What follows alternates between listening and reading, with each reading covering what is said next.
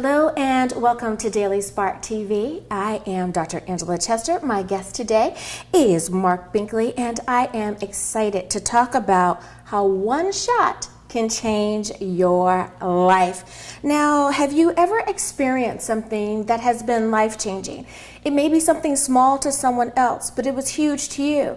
Or perhaps it was a really huge something that happened in your life, and you haven't been able to forget it, but you're better for having gone through it.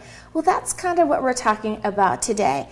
Well, I'll tell you a little bit about my guest, but I'm going to let him tell you a little bit more. One thing that I love is that Mark says is that he's a hunter and an author, but he's an ordinary man that has experienced an extraordinary event, that he loves his two children, they are his life, and they have his love and support. I like those two statements, and I hope you do as well. Welcome to the show, Mark. Thank you. So, in your own words, many times we read bios and we list off, all of these accomplishments, but that only gives us an example of who someone is. Who are you in your own words? I'm basically a simple person. I'm just like anybody else. I try to get through life, try to do the right things, and try to express gratitude for what I have, and respect other people, and be nice and polite. I don't like people that go out of their way to be mean or rude to other people. And that's basically me. I try to enjoy life to the fullest, and I'm thankful for every day that I have. I think we need a little bit more of that in our world today. Yeah, we do need more of that. I tell you, we really, really do, because things are changing just a touch. Now, one of the things that you say that you are is a hunter, or that you've been hunting a few times, and I love that.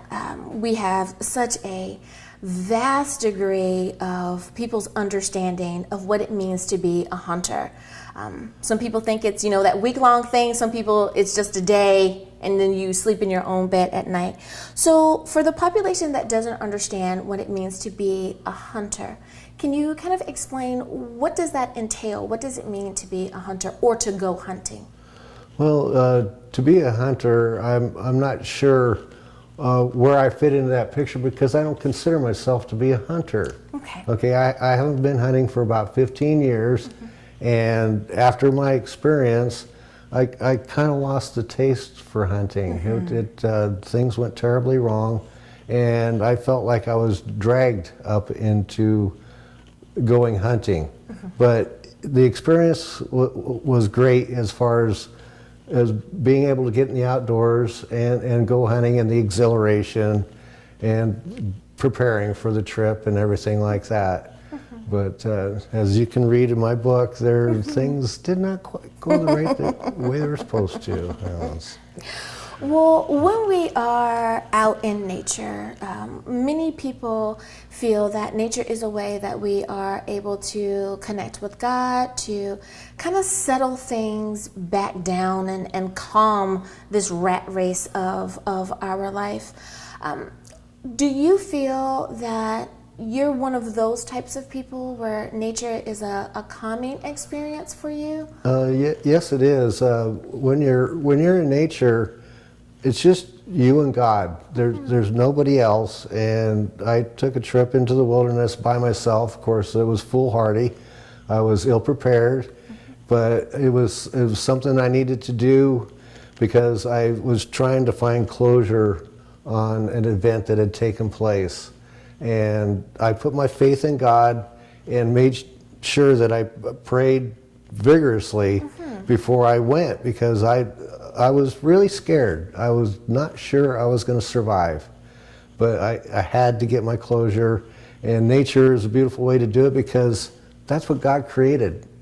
Everything else is man-made, and of course man has to have shelter. We've built shelter, we've created a society and everything, and put everything together so that we can be more comfortable, because our bodies aren't covered in hair, because we don't have that kind of protection. We're basically fairly weak. We don't have talons. We don't have fangs to go and do whatever. So we have to make do with what we have, And God has provided us with the knowledge and the tools to work with so that we can live more comfortable lives. That's basically it. But nature is the perfect creation of God. And of course, man came along, and some things are just a little bit messed up, but that's just, that's man. We're not perfect. We sure are. Now, one of the words that you used was closure. We have a tendency sometimes to think that people understand what a word means, that because we're familiar with the word, that means that everyone else is familiar with the word. What does the word closure mean to you? It means to me as getting answers to issues that were involved in your life, even though you may not get the answers that you want. Okay, so but if something has happened to you and you want to find out some reasons why things happen, then that's the closure that you're looking for. But of course, you may not get it. There's nothing's perfect. Do you think that it's important for people to get closure within a certain amount of time of the particular incident? No, my quest for closure has been a lifelong venture, and it is still continuing. And I pray to God for answers, and of course I can't talk directly to God, but He has shown me some things, and that's why I'm sharing that in my book.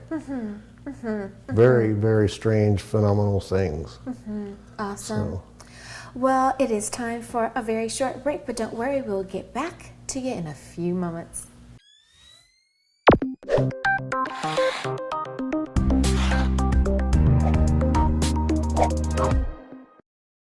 Welcome back to Daily Spark TV. I'm your host, Dr. Angela Chester. My guest today is Mark Binkley, and we're talking about one shot that changed his life. Now, you went on a hunting trip with your father, and something happened, and I understand that you can't share it all. You did write a book about it.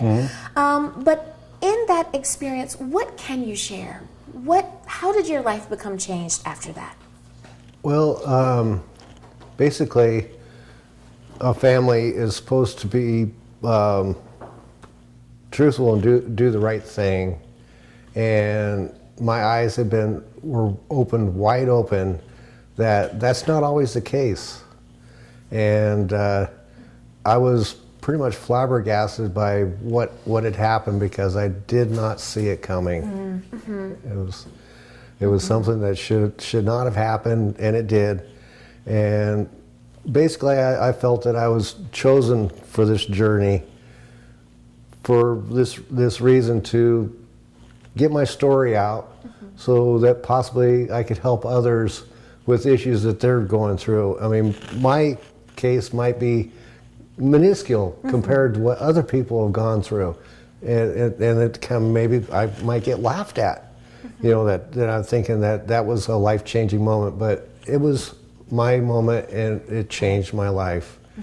And when I started going down the path afterwards, it was not a pleasant path. I experienced a lot of anger and resentment and those kind of things that I had to work through, and it took me almost a decade to get through it. I had quite a few nightmares because of it, and I still have nightmares going on. It's my thing. It's an ongoing It's an journey. ongoing thing, and it's that's why I'm trying to share this with everybody, and it's helping me to get a cleansing effect, so that I can get through it myself. As they say on social media, you can turn your mess into a message, and boy, does sometimes the little messes that we have in our day-to-day lives is a stepping stone, not only for ourselves, but for those that we're able to share that with. So thank you for sharing what has gone on in your life.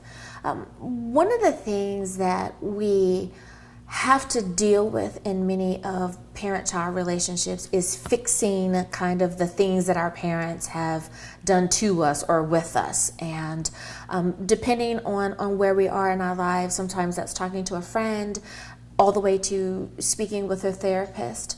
What are some things that you can suggest for someone who says, I no longer want to be kind of stuck in this place. I'm ready to now move forward and try to find my own closure. What are some steps that they can take? What would you suggest? Well, first of all, if you have something that's bothering you, it's good to talk about it with friends. You know, if there's your family, you can't talk to them about it, then it's good to talk with friends. And I went to a counselor to talk to this lady about what some of the things that happened in my life, because I could never understand why I was treated the way I was treated. And I don't know, my perception is that if you bring children into this world, treat them with love, treat them with respect, give them everything that they need to become, fabulous adults to their full potential of what they can do.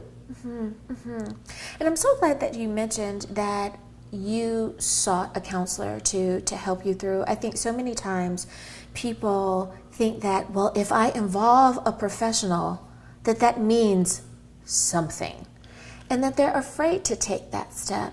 Can you, I know of course you can't share what you spoke about with your counselor, but as far as the steps of determining today is the day that I'm going to move forward, how did you come to that conclusion, and what were your steps like?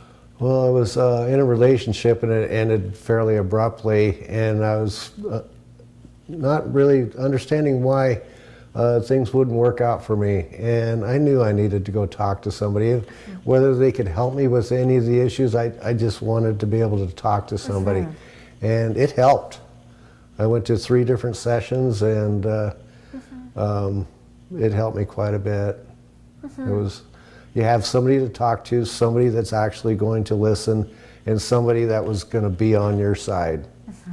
So that helps. It really does. I know that that's one of the things that I share with people who visit is that this is a judge-free zone. This is your safe area. This is that time, that hour and a half that you spend, that it's safe here. Let's leave it on the table. Let's leave it here and leave room for God to be able to work in that new space that you have created. So that really is such a step forward.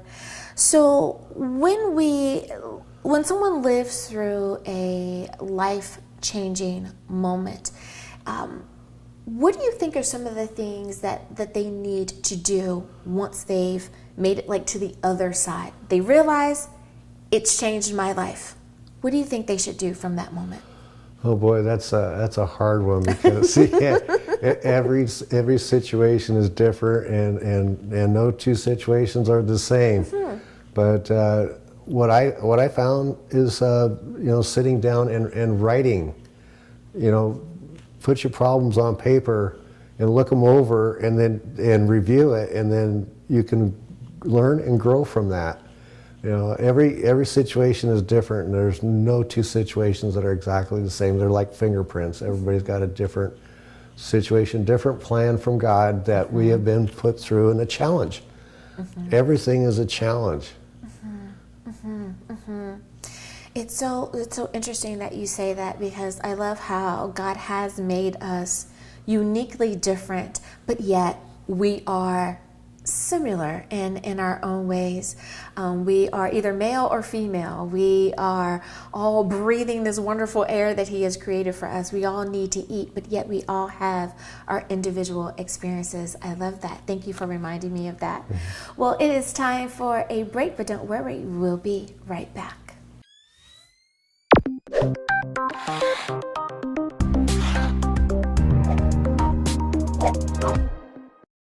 I'm Kramer Elquin, author of Red Dot Shot. This is my book.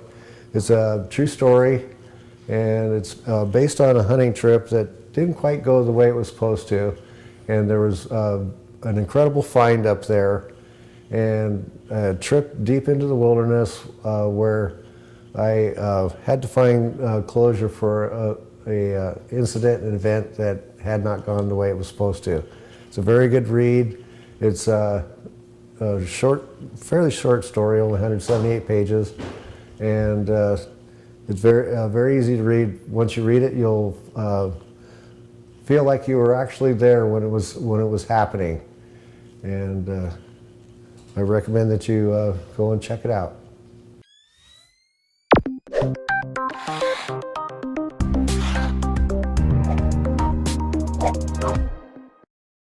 Welcome back to Daily Spark TV. I am Dr. Angela Chester, and my guest today is Mark Binkley. We are talking about a shot that changed his life. And I know that everyone has their own personal experiences. We all have those moments that have changed us and that we're able to talk about. So thank you, Mark, for coming on and sharing a little bit of your story with me. Now, when we talk about a red dot shot, for those who aren't familiar with the phrase, that red dot is that laser that comes off, and boy, when you see that laser, you know it's supposed to be dead on.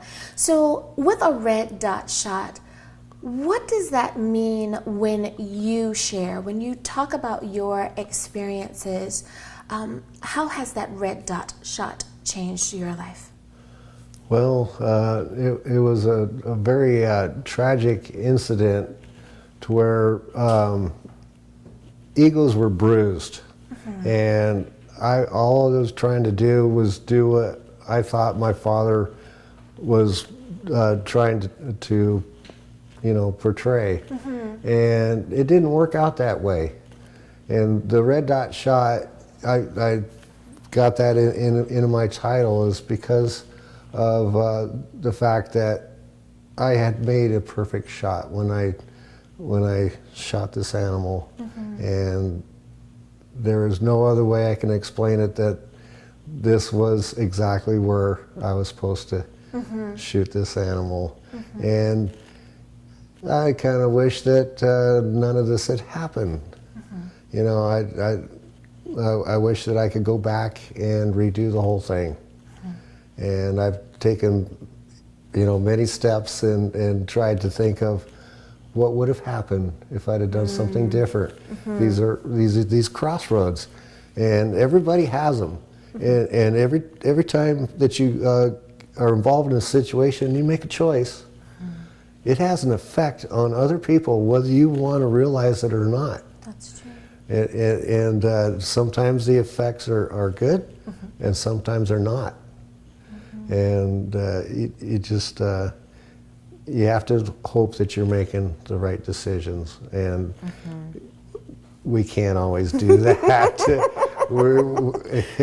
We don't know what the right choices are. All the time. We don't know, but we're free will. We're given all these choices, and we have to choose the best choices.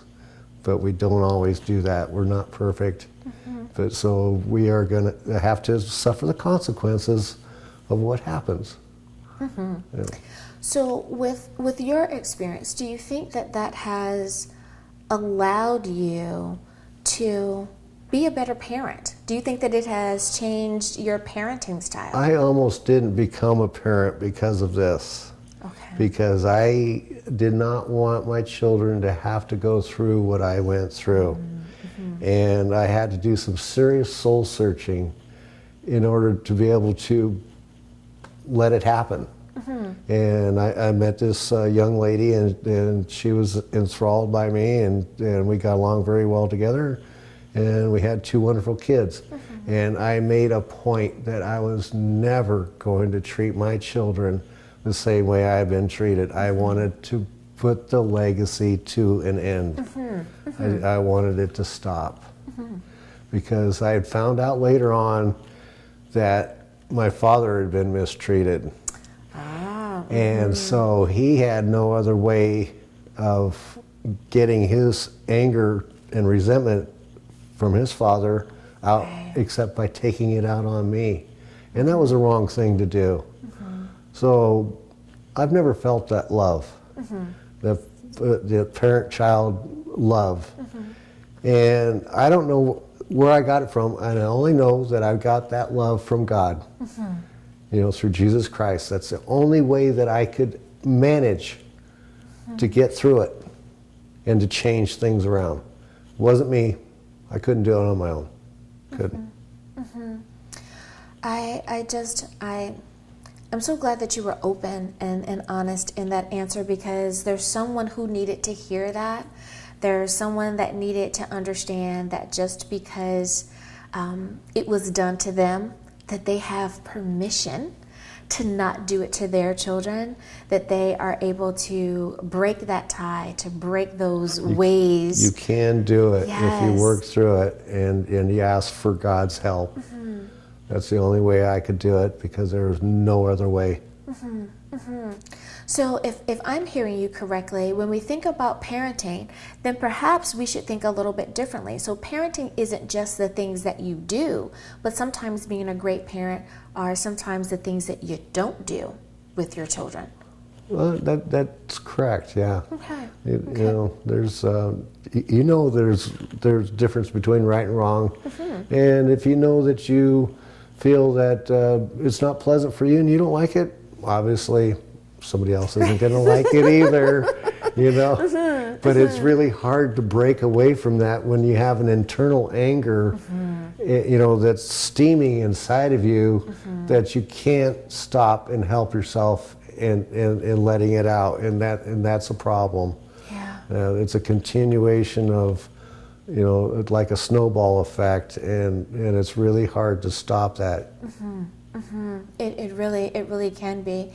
And I want to ask if you would have perhaps one or two tips that you can share for someone that has had a moment that has changed their lives. They have children and they want to be the best parent that they could possibly be.